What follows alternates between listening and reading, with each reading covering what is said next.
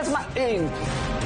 लग्नानंतर होईलच प्रेम मालिकेच्या पुढील भागात काव्या पार्थला म्हणते की बाहेर मातीचा किती छान वास येतोय, मला ना खायची आहे. तेव्हा पार्थ म्हणतो की काय, तेव्हा काव्या म्हणते की माती खायची आहे. तुम्ही प्लीज बाहेर जाऊन माती घेऊन या ना. तर दुसरीकडे नंदिनी आणि जीवाचा रोमॅन्टिक डान्स सुरू असतो, कारण त्यांच्यातील सगळे गैरसमज आता दूर झालेत.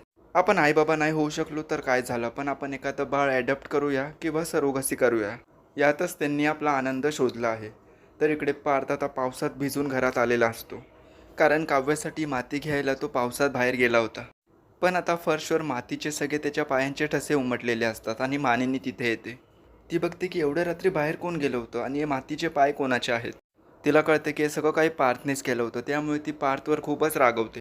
पार्थला मारायला आता मानिनी ताट उचलते, पण ताटाखाली आता माती ठेवलेली असते. मानिनी म्हणते की माती घरात कोणी आणली, तेव्हा काव्या घाबरून पार्थचं नाव सांगते.